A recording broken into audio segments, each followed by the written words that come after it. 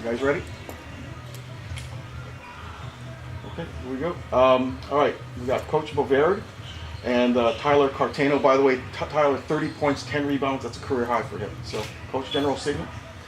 Yeah, I thought, well, Concordia plays really, really good defense, and they disrupt a lot of the things you do offensively, and I give them credit. It's not easy to play that kind of defense and so forth, but we had a rough first half. Very rough in a lot of different ways, offensively, defensively, and kind of put us in the hole. I thought our guys made an incredible comeback.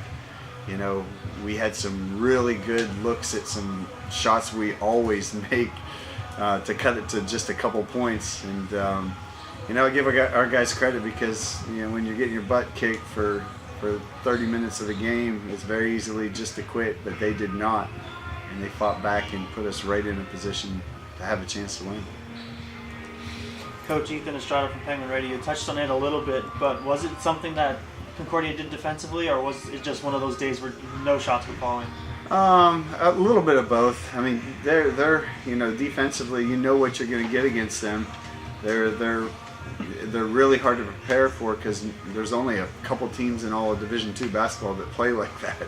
You know, so it's really hard to prepare. But I thought we had guys in positions to make shots for the most part, and a lot of our offense is based on making reads and making decisions, and we made some bad decisions in the first half and made some really good ones in the second half, but it just didn't quite even out and, you know, give us the opportunity right at the end.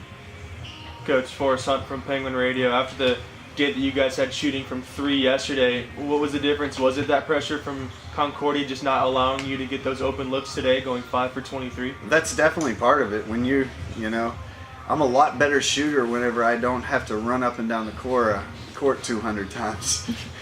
So, you know, I remember that from back in the playing days when you're constantly under pressure, you know, and then finally you break free. It's you're pretty exhausted, you know, but that's part of their game plan. That's part of what they do, and you know, you just hope that you're in good enough shape that, you know, that you can knock those shots down whenever you do get them. Soren O'Connell here with Penguin Radio again. This question's for Mr. Cartano over here. So you'll be back next season, of course, and so Eric Shive and Grant Dressler will not. What kinds of things have you learned from them throughout this season that you'll be bringing into next year? Yeah, I've learned how to play together. I think me and Grant do a really good job of when he has the ball, I cut, a lot of heads turn towards him. Same thing with Eric. Whenever he has the ball in the post, a lot of heads turn towards him because those guys both need, you know, a lot of attention. And a lot of times it has been my man that's turned his head, and I just cut right to the rim. And it's been helpful for me. Obviously, we'll see, you know, who we bring in next year, and we'll roll with that squad.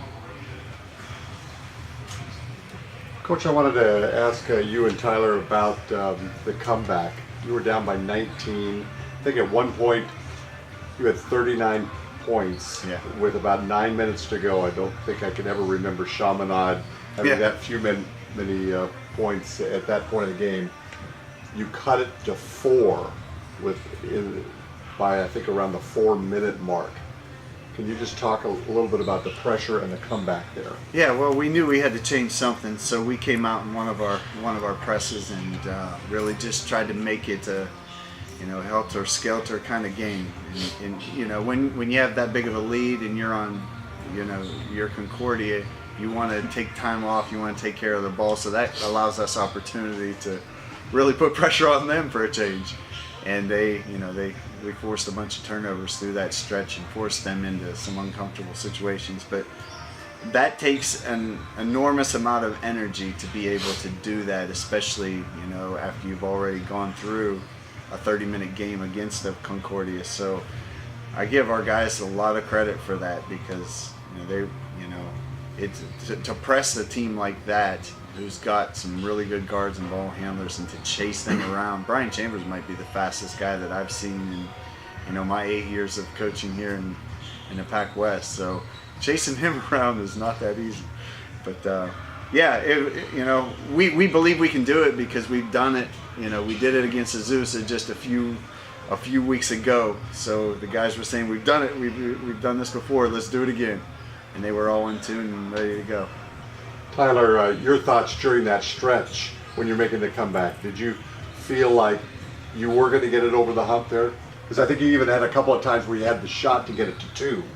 No, I absolutely thought we would do it, just because we've done it before, and this is a tight group of guys that know how to play well together and know how to come out with wins. We've done it all year, so yeah, I did think we would.